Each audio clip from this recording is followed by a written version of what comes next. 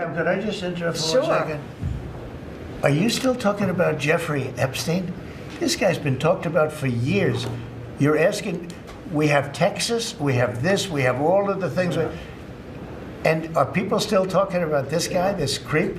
It's Tuesday, and that must mean Rachel Maddow was back on MSNBC last night.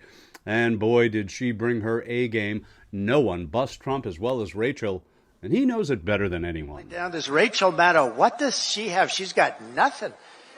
Nothing. Apparently, she has your number, and her deep dive revelation last night about Maxwell's recent interview with Trump's personal lawyer may have his cabinet circling the wagons around Predator Patio. But a lot of people are wondering why you're here tonight.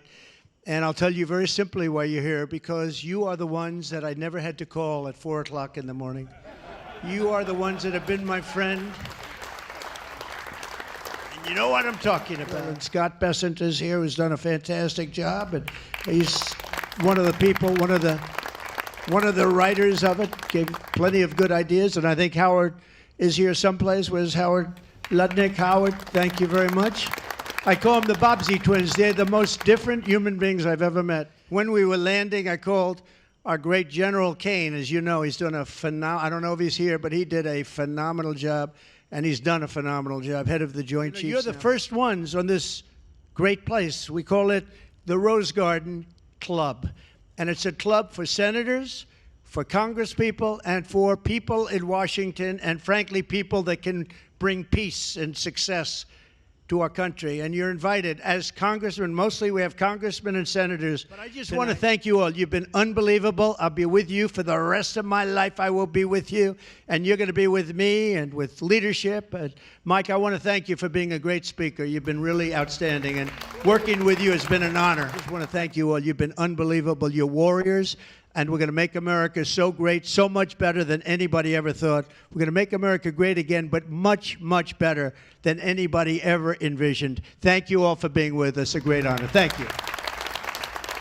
Looks like a great time. Well, according to Rachel Maddow last night, some of those attendees we just saw, especially cabinet members, they may have a different reason for protecting the president who parties with pedophiles.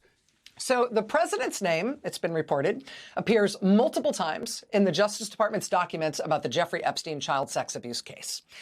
The FBI reportedly assigned agents to redact Donald Trump's name from the files in the Jeffrey Epstein case. The Justice Department is refusing to release all of its files and documents from the Jeffrey Epstein case. They are coddling and rewarding and doing favors for the one living person currently in prison for crimes related to Epstein's case, even as she is volunteering to them that there are more high-ranking Trump officials who were involved with Epstein. Last night, Rachel uncovered a new bit of intrigue about this disgusting scandal, a scandal that may well permeate Trump's cabinet.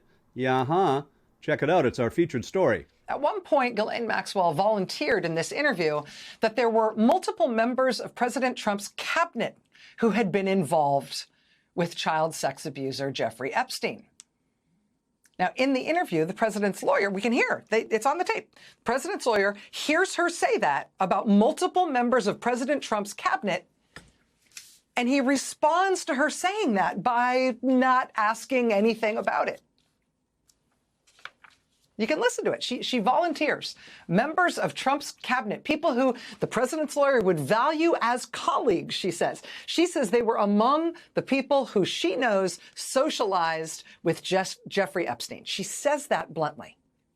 And then listen to how Donald Trump's lawyer responds to that. Listen to the long pause he greets that information with, and then he just leaves it sitting right where it is and moves on to a different topic. Did I think these guys were coming for that? I really don't. If you met Epstein, there is no way that this cast of characters, of which it's extraordinary, some of you in your cabinet, who you value as your co-workers and you know, would be with him if he was a creep or because they wanted sexual favors. A man wants sexual favors, he will find that. They didn't have to come to Epstein for that. Now, did some... Okay, I don't know.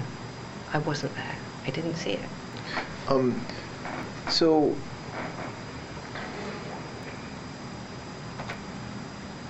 When's the last time you think you were with Mr. Epstein when he got a massage? So this woman who's in prison, a 20-year sentence because of her crimes that she committed with Jeffrey Epstein, she says, hey, members of Donald Trump's cabinet were involved with this thing that I was part of. We're involved with Epstein. She said, plural, right? Some are in your cabinet. Some are in your cabinet who you value as your coworkers. Multiple members of the president's cabinet were involved with Jeffrey Epstein.